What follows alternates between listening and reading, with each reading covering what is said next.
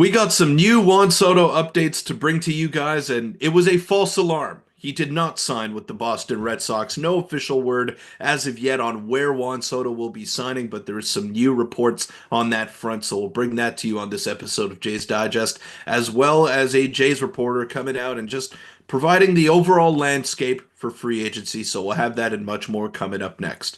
Welcome in everybody to Jay's Digest. I'm your host Peter Vryonis alongside a host Nick Gosse, and we want to let you know that this video is brought to you by Rentals.ca, who are proud supporters of Team Canada. And while they've been supporting our national team defend their home court in international competition, they've also been helping thousands of Canadians find their home floor all across the country, whether you are in Toronto, Vancouver, Montreal, Calgary, Halifax, Winnipeg, Mississauga, Edmonton, Victoria, St. John's. They got you covered. Doesn't matter where you are. Yeah, from coast to coast, they have a ton of options to find the perfect place and price for you. And as you can see, the website is super clean, super easy to use. You can pinpoint exactly on the map where you want to move, finding all of the available options in your area. So find your home court with Rentals.ca and check out the link in the pinned comment and the description down below. And thank you to Rentals.ca for supporting us, supporting Team Canada, and supporting you guys and finding the best rentals across the country.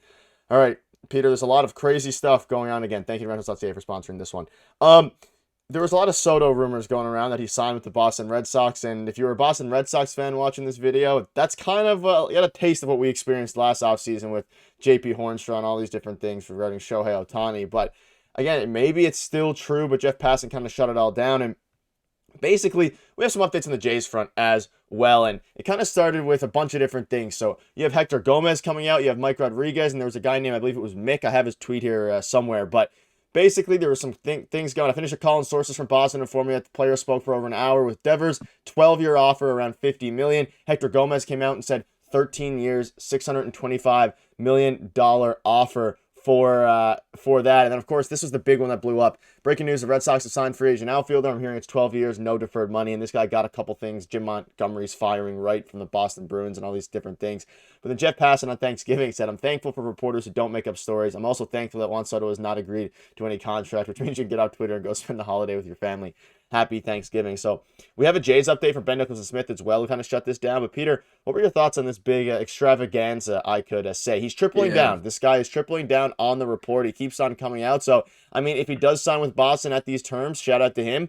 But it seems like at this point, either this is just complete speculation or they're trying to drive the price up to some degree. I don't know for sure if this guy has sources or not. Passan said that they have not agreed to any contract. The more interesting thing for me is the Hector Gomez report is usually pretty tuned in with the Dominican players when it comes to extensions and talking about them. So he says they're hearing an offer, not an agreed offer, but an offer of 13 years, 625. Yeah, and if anyone is going to announce this first, it's going to be one of Jeff Passan, Bob Nightingale, or John Heyman. It's going to be one of those three guys, and he may sign with the Boston Red Sox. They've been one of the teams all along, but this is a case of throwing crap against the wall and hoping that it sticks. Like that. That is what this is shaping up to be here. And Jeff Passan, his tweet over there was basically him jumping from the top rope and crushing any speculation that was going on. So once this does get resolved, once this does get signed from Juan Soto's perspective, we're going to find out from one of the big three, which is Passan, Nightingale, or Heyman. So any other report, I've learned my lesson from last time with the JP Hornstra stuff and with the John Morosi garbage that came out there. I'm not going to take any of these false reports,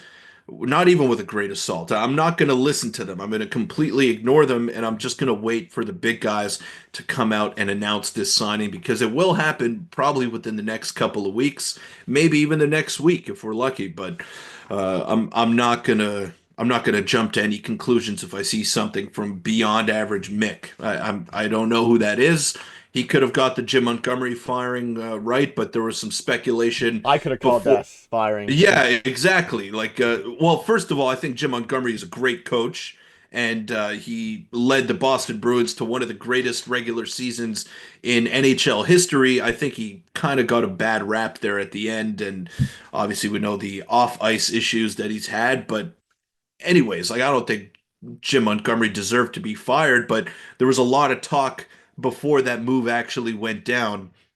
And I'm sure there was a deal in place for him to go to St. Louis and sign that 5 year deal anyway. It's not a hockey podcast here. We're not going to talk about the Bruins. I'm sure a lot of you Leaf fans in these comment sections don't want to hear about that. But yeah, I'm going to wait for the credible reports to come out from, like I said, Heyman, Passan, and Nightingale and everything else. Didn't Hector Gomez also say that the Blue Jays signed Freddie Freeman? It was Or either was him or that? Carlos Berga. It was one of the two. Yeah, so exactly. So they've been ones to jump the gun before. So I'm gonna wait. I'm gonna wait and see on this front. Yeah. Nothing is confirmed yet. Speaking of notable reporters, Ben Nicholson Smith said the same thing. He went on the JD Bunky's podcast. Shout out to them.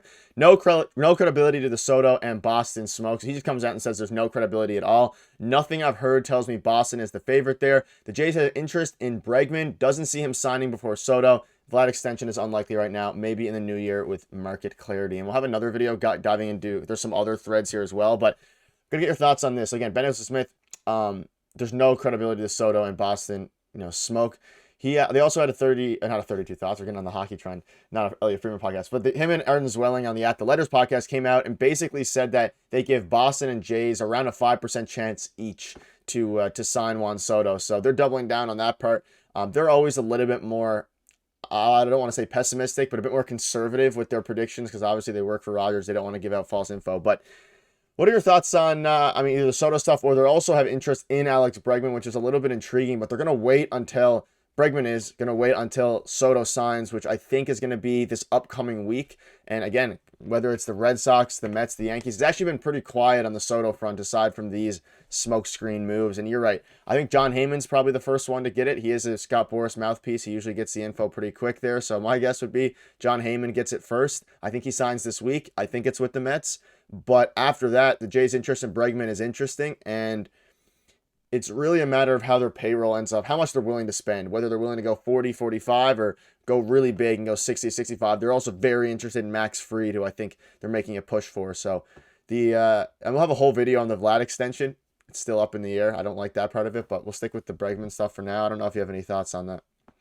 Yeah, and I think once Juan Soto signs, we're going to see the floodgates open, which is why the Blue Jays are going to need to act quickly. So right now, the ones that are most tapped into the Blue Jays, which is Ben Nicholson Smith, Arden Zwelling, Shai Davidi, those guys, they're all giving them a minimal, slim chance to acquire Soto in free agency, which I think I agree with. I wouldn't go as low as 5%, but I'd say maybe 10 to 15%, which still the odds are stacked against you. So once he does sign, he's going to set the market and the other guys are going to sign shortly after. But once he does set the market, you need to act quickly if you're the Blue Jays, whether you're in on Alex Bregman, whether you're in on Anthony Santander, whoever it may be, you're going to have to move within the snap of a finger to go out and get these deals done because once the big guy signs, like we saw with Otani last year, everything else kind of happens pretty quickly after that. Or in the case of Otani,